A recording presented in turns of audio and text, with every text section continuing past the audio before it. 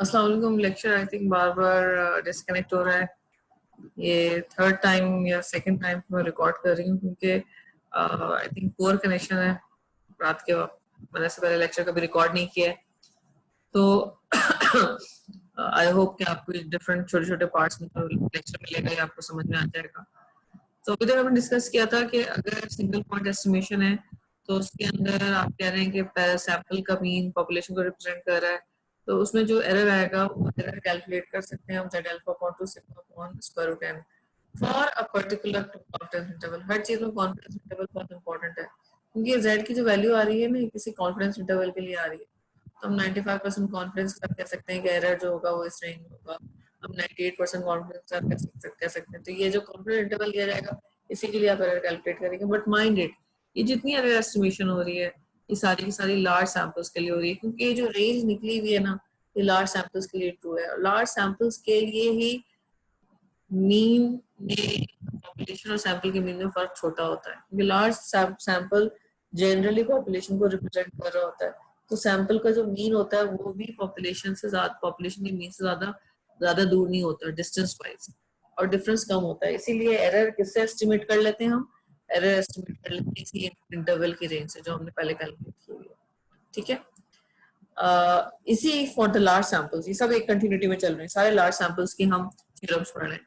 अगर आपको एरर बता दिया गया है इतने 95% कॉन्फिडेंस के साथ हम कह रहे हैं कि एरर 3 यूनिट से या 4 यूनिट से किसी भी चीज में, तो हम तो ये पूछा जा सकता है कि बताएं किस सैंपल साइज के लिए।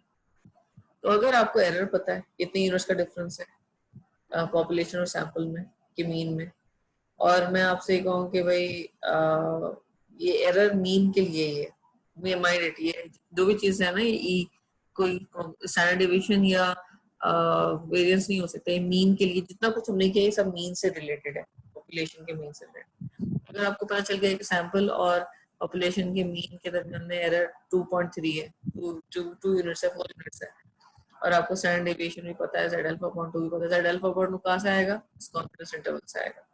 तो आपसे पूछा जा सकता है कि बताओ कितना सैंपल साइज कितना चाहिए होगा इतना एरर रखने के लिए, तो आप सैंपल साइज यहाँ से निकाल सकते हैं।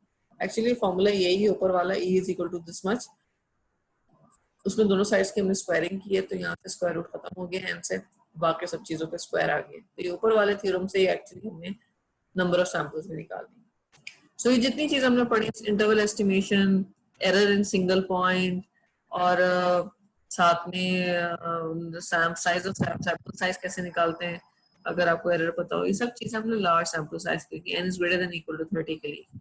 सही है, लेकिन अगर सैंपल साइज 30 से छोटा हो, 20 हो, 10 हो, 12 हो, 15 हो, तो फिर सैंपल पॉपुलेशन को रिप्रेजेंट नहीं कर पाता, और सैंपल जब पॉपुलेशन को रिप्रेजेंट नहीं कर पाता है तो उस केस के अंदर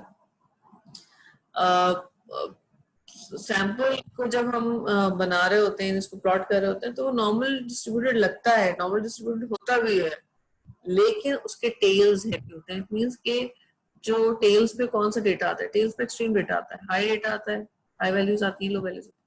टेल्स पे भी आपको डेटा मिलता है, ऐसा नहीं होता है, क्योंकि जब डेटा बहुत ज्यादा होता है ना तो एक्सट्रीम वैल्यूज होती हैं उसके कंपैरेटिवली कम हो जाती हैं और टेल्स लाइट थिन हो जाती हैं।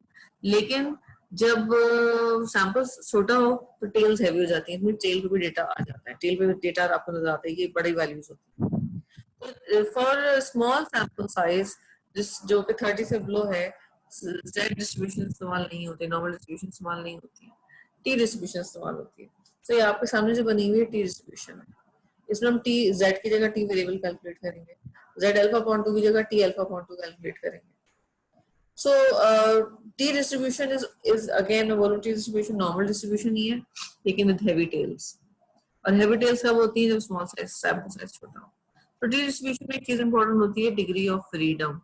degree of freedom आता है n, जो भी sample sizes में से 1 minus कर दो तो degree of freedom आ जाता है, और degree of freedom की को जो वेरिएबल हम यूज करते हैं वो v है, v is equal to n minus 1 degree of freedom। सही है, टी डिस्ट्रीब्यूशन देखना बहुत आसान है। टी डिस्ट्रीब्यूशन में आपको जाके डायरेक्टली डिग्री ऑफ फ्रीडम बता दें, अल्फा की वैल्यू बता दें, और बस उस वैल्यू अल्फा पे जाके टी देख लें। वो राइट लेफ्ट का कोई चक्कर नहीं है जो जेड ट्रांसफॉर्मेशन जेड डिस्ट्रीब्यूशन में होता है।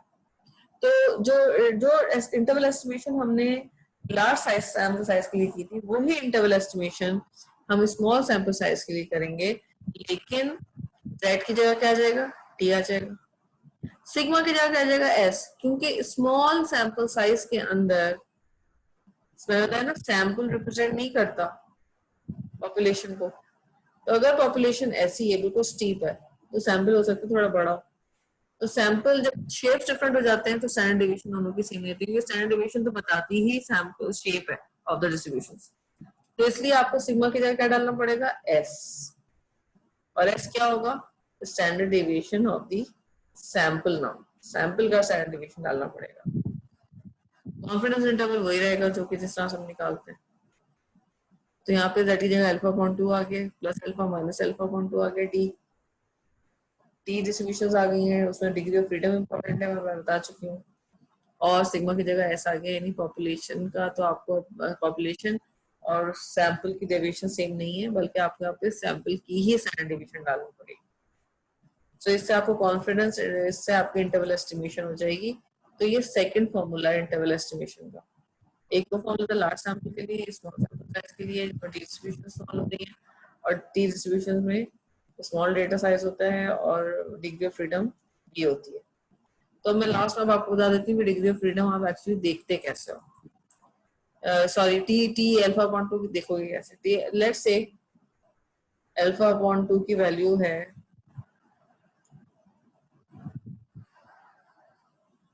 0.025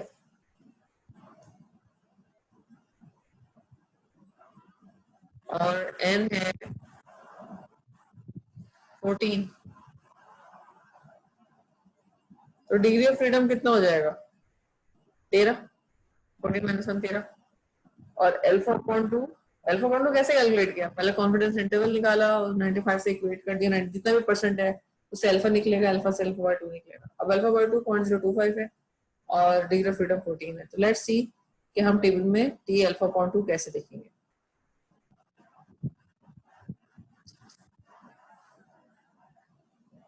आई थिंक A4 है,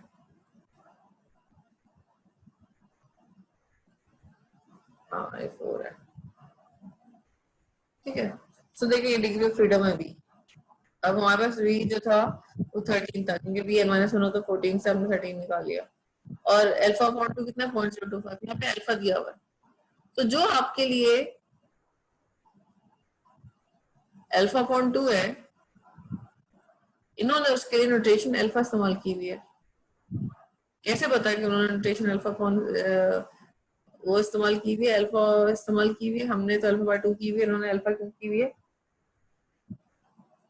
यहाँ देख लें टेबल के अंदर।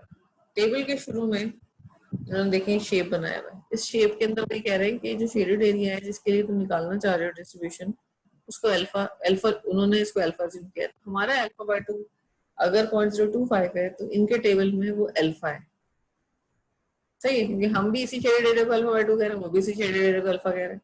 तो अगर हमने 0.025 देखना है तो हम यहाँ देखेंगे 0.025, और डिग्री ऑफ फ्रीडम कितना चाहिए, वो 13। तो 13 के लिए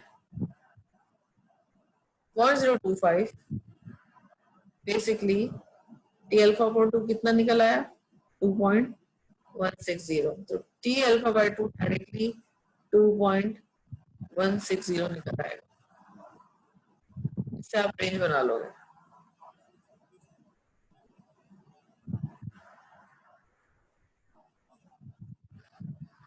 सही है।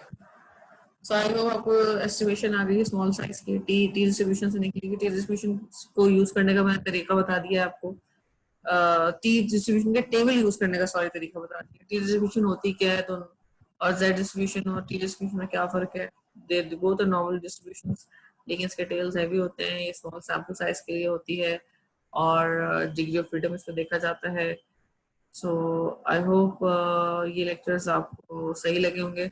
मेरे ख्याल में मैंने पूरा लेक्चर ही रिपीट कर दिया है, हार्डली जो मेरे दिमाग में मैंने एक दो बातें रिपीट नहीं की हैं, वो भी ऑब्वियसली लेक्चर्स बहुत लेंदी होते हैं तो उसमें बहुत सारी एडिशनल चीजें भी उस वक्त ऐड हो रही होती हैं। अभी मैंने टू द पॉइंट रख के बनाया है, लेकिन जो मैं ऑनेस्टली बोलूँ तो मैंने जितना कुछ जो मैं कवर कराती क्लास में, वो सब मैंने यहाँ पे जो आपको पता होना चाहिए एज ए स्टूडेंट वो मैंने सारा कवर करा दिया है। तो आई होप आपको असाइनमेंट्स में और पेपर में कोई प्रॉब्लम नहीं होगी। So good luck and I will be uploading it right now.